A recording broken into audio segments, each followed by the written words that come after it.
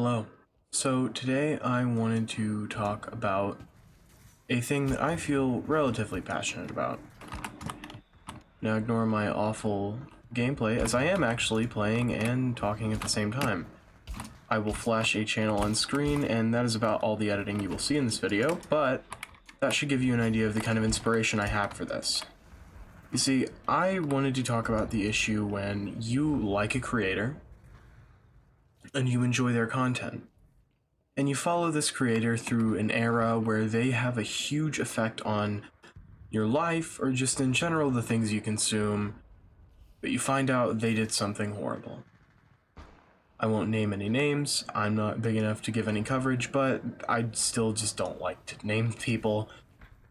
And I also believe that sometimes people can change, but I'm not confidently trying to say that people are perfect and that you can excuse someone's awful actions.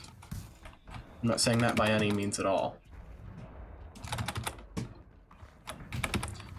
And on top of that, I generally just think that whenever it comes to people online and the things that they say, you have to kind of just sit back and wait for information. And what I mean by all of this, if I am to just try and organize myself for a moment, I'm generally just talking about whenever you have someone that you watch and there are either allegations or a situation around them and your life is severely impacted by them, and now you're realizing that they are not a good person. So step one, what do? Well, if we look at certain situations in the past that I won't name with other people, sometimes you can just sit back and wait. Sometimes the best thing to do is to just relax. I mean, at the end of the day, these are people online and they don't impact your day-to-day life. Your day-to-day life shouldn't be dictated by creators and people online, but I do understand that for a lot of people, sometimes online things are an escape.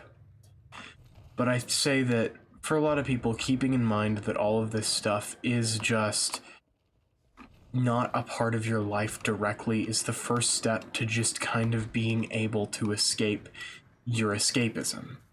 Because sometimes the things that you enjoy wind up being something that you tend to have a burden with.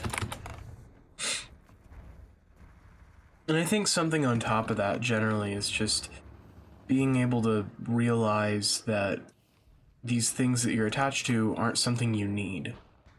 And you see a lot of people that get overly attached to online personas, people?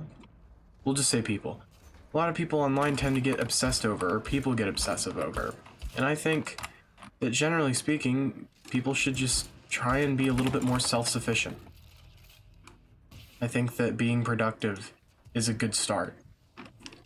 And of course, that's probably a much more broad answer for the simple problem of, oh, my favorite YouTuber turned out to be a bad person, or oh, my favorite Twitch streamer turned out to be a bad person. When all of those things are valid, but at the end of the day, it's like, how do I just like my favorite creator? At the end of the day, you can support whoever you want. Will there be backlash for it? Yes, of course. But at the same time, there are plenty of creators who have done horrible things, and I'm still able to go back and watch some of their content and say, this was good, I enjoyed this, or I can still watch this. But I don't think that that's how everyone processes it. And the main reason I'm making this video is just to ramble on for a few minutes and tell people, yeah, it's okay. It's okay to feel off. It's okay to just want to still like this creator. It's okay to be attached. But you also have to both recognize that you can either still like them or take the right steps to move on from it. I know I'm not the best speaker and I know this isn't the best quality, but overall, this is just one guy on the internet giving his 2 cents to a bunch of other people on the internet, and even though that is what I'm doing, I still think that it's worthwhile to say that sometimes that's what you need. And I'm not saying that I'm what someone needs, that's not at all what I'm saying. I'm just saying that sometimes hearing someone say something that you were thinking about can give better context, a better opinion. And that's not always a bad thing. But I guess moving on from everything else I was saying, and into my final little point of this video, I think that most of all, it's good to always just keep a good boundary between yourself and things online.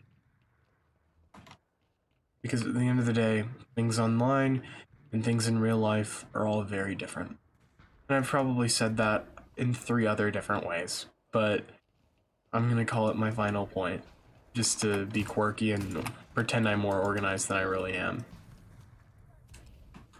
But anyway, that's about it. I'll see ya.